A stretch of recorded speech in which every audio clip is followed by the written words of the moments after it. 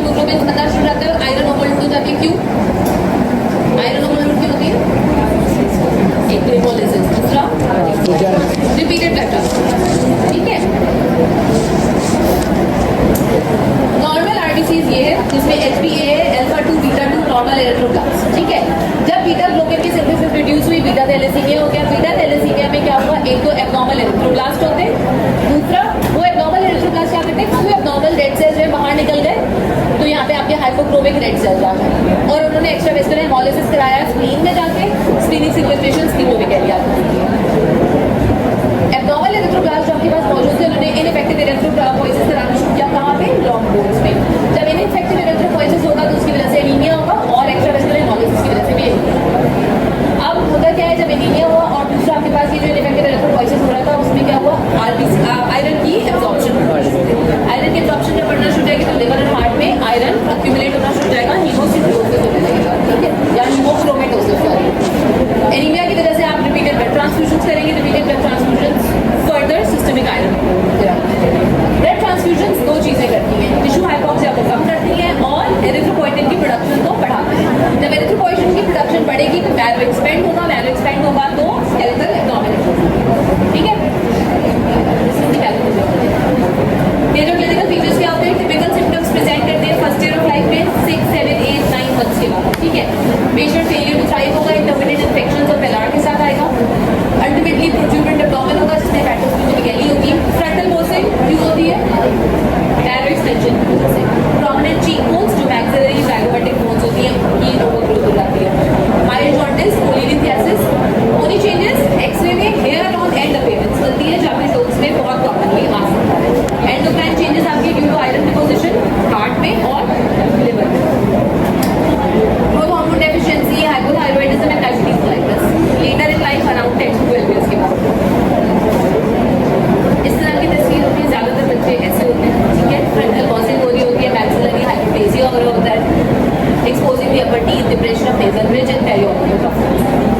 These are the leg ulcers. Thalassaemia major में leg ulcers होते हैं लेकिन रेयर होते हैं थैलेसीमिया इंटरमीडिया में और सिकल सेल में सबसे ज्यादा होते हैं। ठीक है, हेरिडिटरी स्टेरोसाइटोसिस में भी होते हैं। और क्यों होते हैं आपको पता है, मेरी स्लाइड डिलीट कर दी। अब थैलेसीमिया की मोनी एब्नॉर्मलिटीज में आपको एरो जहाँ दिख रहा है वो है हेयर ऑन एंड अपीयरेंस। होता क्या है कि सब पेरिओस्टियल बोन जो है वो रेडिएटिंग स्ट्राइएशंस के अंदर ग्रो करना शुरू कर देती है जो कि आपको लग रहे होते हैं कि एंड में, लेकिन वो है होता है। बच्चा कुछ ऐसा होगा, प्रोट्रूडेंट एब्डोमेन होगा, शॉर्ट स्टेचर, मैसिव फैटोस्प्लीनोमेगाली और वेस्टेड लिम्स होंगे। ठीक है, डायग्नोसिस कैसे बनाओगे? पेरिफेरल ब्लड के अंदर क्या मिलता है? एमसीवी कम होता है। ठीक है, माइक्रोसाइटिक हाइपोक्रोमिक होता है, एमसीवी, एमसीएच, एमसीएचसी सब कम हो जाता है। रेटिक काउंट आपको इसमें बढ़ावा मिलता है, रेटिक काउंट इतना बढ़ावा नहीं मिलता। मगर मोनैरो में एरिथ्रोइड हाइपोप्लेसिया मिलता है, रिवर्सल ऑफ एनी रेशियो होता है। एनी रेशियो क्या? माइलॉइड और erythroid, myeloid to erythroid ratio. ठीक है, अच्छा, फिर बाकी स्मेयर में anisocytosis, poikilocytosis, target cells, basophilic stippling, nucleated RBCs, teardrop cells, सारी चीजें। आयरन स्टडीज में क्या होता है? फेरिटिन और ट्रांसफेरिन बढ़ जाते हैं, आयरन बढ़ जाता है, डीआईबीसी कम।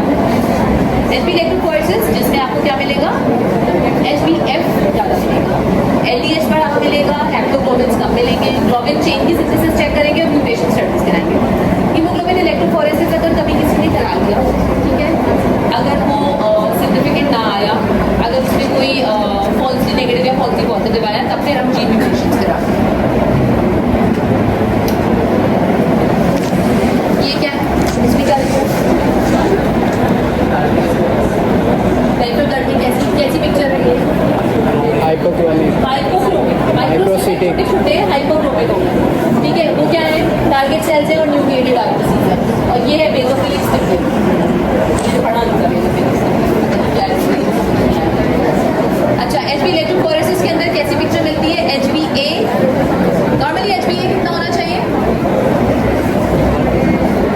कितना होना चाहिए नॉर्मली एचबीए? 90%। ठीक है ना?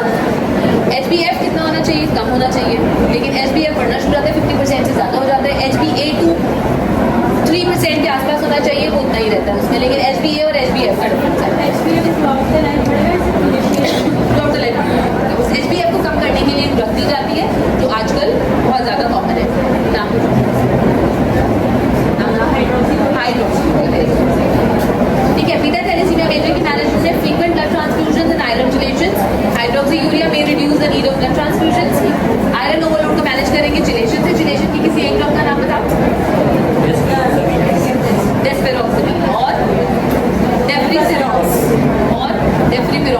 तीनों, ठीक है।